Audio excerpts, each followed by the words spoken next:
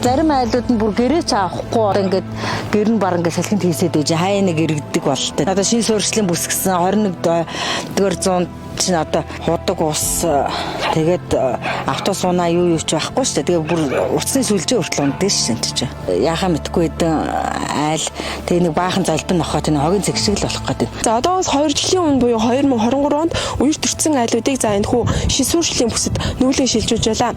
За тухайн үед 20 орчим айлуудыг нүүлгэн шилжүүлж байсан боловч за 2 жилийн дараа буюу өнөөдрийн байдлаар уг байршилд 6-аас 7 айл байнгын оршин суугч амьдарч байна. За оршин суугчдын хэлж байгаагаар бол яг энэ хүчин суурьшлийн бүсэд тог цахилгаан за ус дулаан гэх мэтчлэн дэвтцийн асуудал огт шийдэгдэг учраас байнгын оршин сууж амьдрахад бэрхшээлтэй хүндрэлтэй байгааг бол хэлж байна. За бид өргөжлүүлэн оршин суугчдаас та бүхэнд мэдээллийг тодруулан өргөх болно. Энд чинь яг 20 гэр бариад 20 айлд гэрийг нэг нэгээр нь одоо энэ танах гэдэг ингээ гардуулж өгсөн.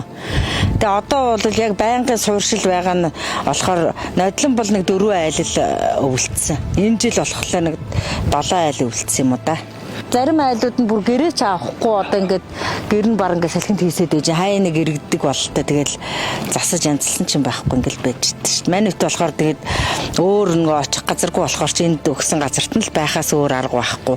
Тэгээд дээрэс нь амар дарамт ихтэй л ах юм. Энэ одоо шинэ суурьшлийн бүс гэсэн 21 100 чинь одоо усч байхгүй юу ч байхгүй бид нар чи ямар мал ахуйтай төв рүү орж ажил хийхээс өөр арга байхгүй. Энд чинь нэг унаа машин ч байхгүй худаг ус тэгээд авто сунаа юу ч байхгүй шүү дээ. Тэгээ бүр уцны сүлжээ хүртэл унддаг шүү дээ. Тийм дэшнээ гарч ярддаг. Тэгээд нэг хөдөөний айлууд шиг нэг газар өлгчөөл тэгэл уцаараа ярьддаг шүү биднес чи. Тийм бид нар чи өглөөдөө ингээл ажилдаа явахдаа гараал алхаал машин унаатай нэгэндээ дайгдаал ингэж л ажил төрөл хийж тэгэл эрэхтэй нэг ус мос түлэн нүрсээ чирэл ингэж ирдэг усууд шүү дээ. Байнга такси өрөөд ирээд чадахгүй. Тэгээ одоо жоохон хүндхэн л ээж замын маань янзлаад өгвөл ядаж зам янзлахаас нааш автобуснаа бол явахгүй гэсэн. Тэгээд энэ усны машин чинь бас нэг дайли газраар явахаар ус нэг тийшээ олчдаг гэд ирэхээсээ ирэхгүй нэх. Тэгээд заримдаа ч бүр дуудуулж ижил нэг ирдэг шүү дээ. Тэгээд дээрэс нь одоо ингээд дарамт болоод тогных нь мөнгийг бөөн ингээд биччихвэл бид чи ажил төрлөө яая гэж нэг өнөө маргаашаа залгуулж байгаа хүмүүс чинь одоо тэр их мөнгөийг төлж чадах ч юм уугүй ч юм уу. Улаан ороод яасан ч одоо хүмүүс нохоогоо төөрүүлээд бүр жоохон гөлөг авчираад орхичих юм. Тэгээ тэд нар энэ тэрнгэр гүгээд тэгээ том боллоо яхаа мэдгүй хэдэн айл тэгээ нэг баахан золбин нохоо тэр хогийн цэг шиг л болох гэдэг. Хогны машин уулна нодлон амар нэг ирсэн. Тэрнээс хойш ирнэ ирээгүй. Тий. Хогийн машин бас ирдэггүй газар. Ирдэггүй шүү дээ. Тэг хаяал нэг ирнэ. Тэгээ тэнцэнэ бид нэр аваалдгийг нэг газар аваалж яга тэрийг нэг нохоонууд нь 100-а тараагаад энэ тэнд хайчих. Тэгэл салхиарч гисэн хийсч хинт бөөгнүүлэл орхих юм.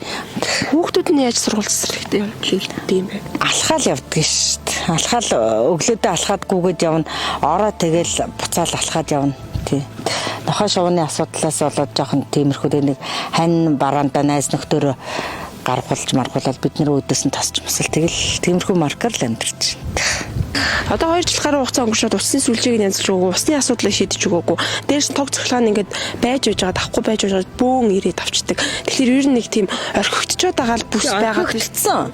Тэгээ ямар санд өнөөдөр тэр манчаар нь ирэнгүүтээ нэг ийм газар байгаа гэдгсэн бид нэр хүмүүсийг төлөвлөх шаардлагатай. Тог хэрглэж байгаа бол цахилгаанаа төлөх шаардлагатай гэд ингээд ирсэн. Ирэнгүүтээ зүгээр ямар газар байдгийг нь үзэх гэж ирж байгаамаа гэд уулзчаад явж ил. 1000 тог байгаад ч нэмэргүй л болох гэдэг. Яг үнэлэхэд хамгийн гол юм чинь л автобус унаал ядд юм байна. Тэг унаа машин.